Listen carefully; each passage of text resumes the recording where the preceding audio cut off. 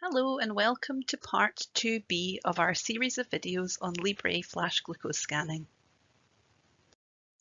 So we're now going to talk about how to interpret glucose data using LibreView. And here is a screenshot of an AGP or ambulatory glucose profile report from one of our patients. And this report can be generated on LibreView by following the links to glucose history, followed by glucose reports and then AGP report. And you can see that this report represents 14 days worth of data. The diabetes community as a whole have decided upon a risk of recommendations based on research following up patients with type 1 over many years. And the table on the left-hand side gives you a helpful reminder of the targets which you're being asked to aim for. First of all, time in range. And this is defined as time spent with glucose readings between 3.9 and 10. And the suggestion is that you should be aiming for a time in range of 70% and higher, and that's represented in the green area on the right-hand side in the bar. We also acknowledge that hypoglycemia, unfortunately, is part and parcel of living with type 1. However, it's unpleasant and at times can be risky. So we would suggest that you aim for a time spent in hypoglycemia of less than 4%. We also know that swinging between very high and very low readings can be detrimental to your short and long-term health. So glucose variability is something to be aware of. And the suggestion is that you should aim for glucose variability of less than 36%. Finally, the AGP report gives you an indication of what your expected HbA1c would be based on these readings over 14 days. And you can see this written here on the left-hand side. And it can be really helpful to keep an eye on your estimated HbA1c in between your clinic appointments. The target HbA1c for children with type 1 diabetes is less than 58 millimoles per mole.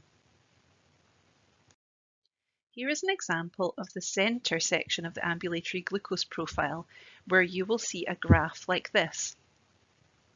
As you can see, along the horizontal axis are time points in the day running from midnight to midnight, and on the vertical axis, here are the glucose readings.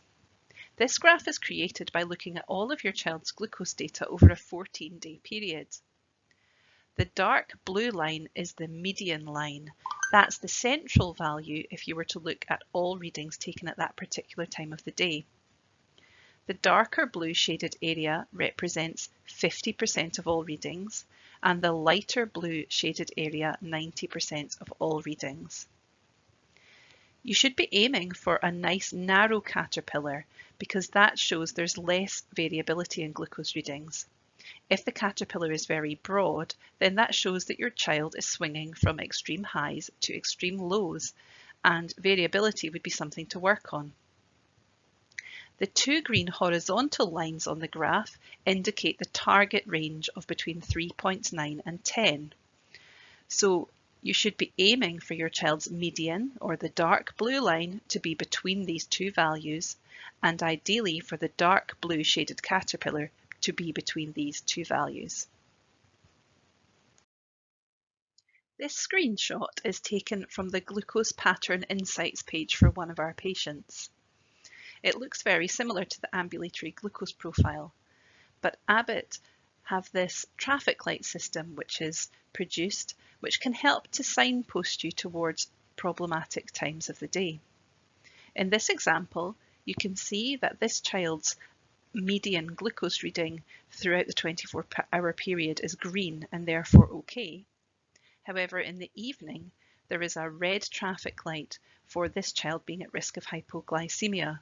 So this shows that the evening is the more risky time for hypoglycemia, and that might help you to focus your attention in on what changes may be indicated in order to try and address this. In our previous video, we talked about how to interpret trend arrows and make proactive day-to-day adjustments in order to react to these trend arrows. However, If you are considering making changes to your child's basal insulin or insulin to carbohydrate ratios, then we would always recommend trying to identify trends which occur on several days of the week, rather than making changes on the basis of individual days. So for this reason, we would suggest that you focus your attentions at looking at the AGP report and glucose pattern insights to identify recurrent trends before delving into daily data. Once you have identified trends, it can be useful to look back through your child's readings day by day, but it's also very difficult to recall the particular circumstances of that day.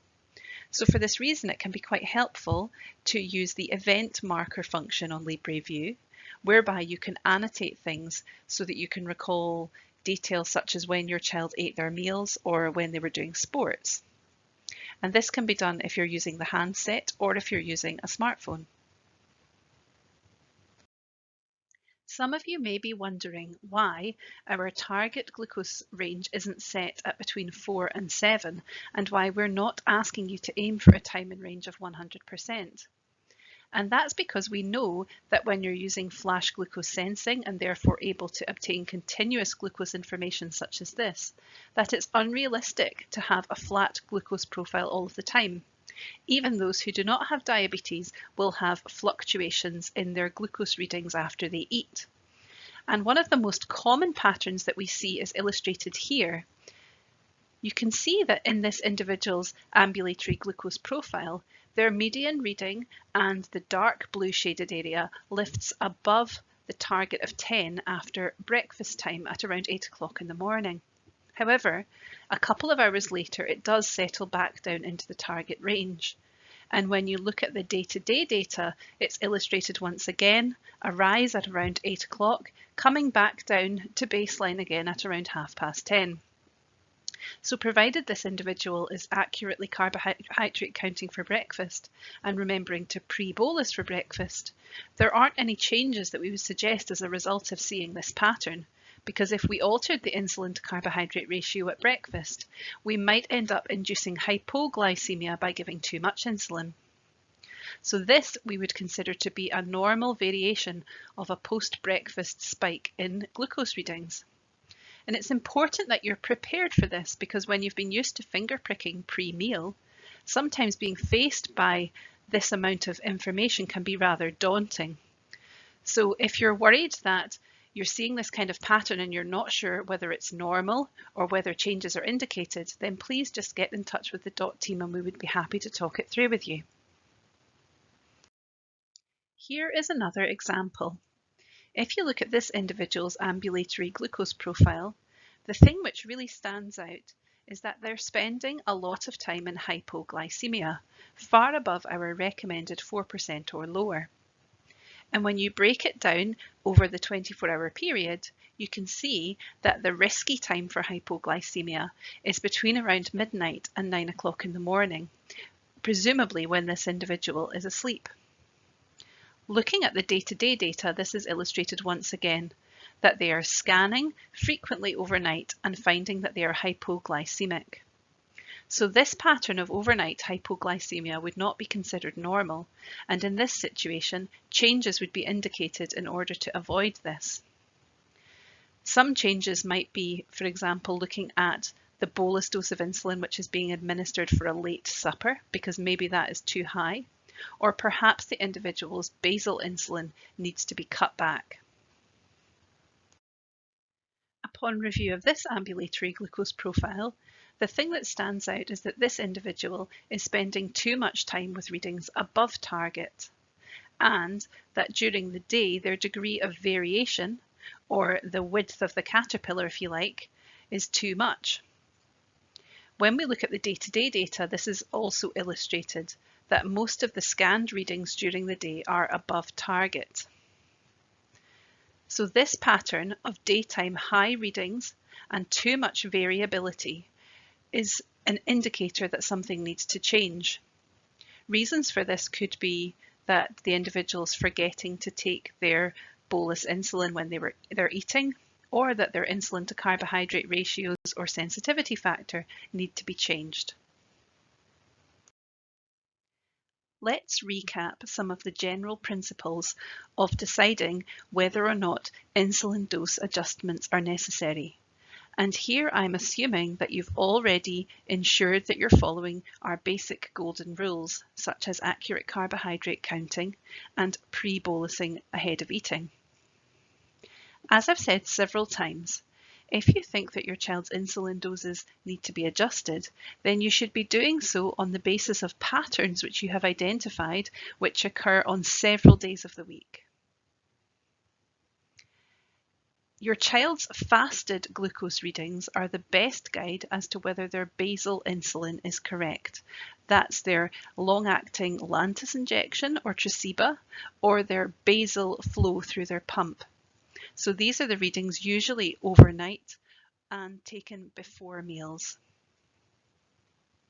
Those glucose readings taken 2 hours after a meal are the best guide as to whether the insulin to carbohydrate ratio for that meal is correct. And those readings taken after a corrective dose of insulin help you to know whether your child's insulin sensitivity factor is correct. When you're looking at your child's data, we would encourage you to make only 1 or 2 changes at a time, and then take time to review the effects of these changes before jumping ahead to think about whether anything else needs to be adjusted. There's lots of further information on the DOT website about how to adjust insulin doses. Below this video, you will find 2 links. The first link will take you to the page on insulin adjustment, and you will be guided through the steps for making changes to doses if you're using multiple daily injections. The second link is for a flow chart, which can be helpful for those people using insulin pump therapy to help guide them on necessary adjustments to pump settings. You have now come to the end of our educational videos on flash glucose monitoring, and I hope that you found them helpful. If you still have questions, then we're always happy to talk to you on the phone or by email, or when you attend the clinic. And if we're not able to answer your question, then we have really good links with colleagues working in industry, and we will be able to forward on your queries appropriately. Thank you very much.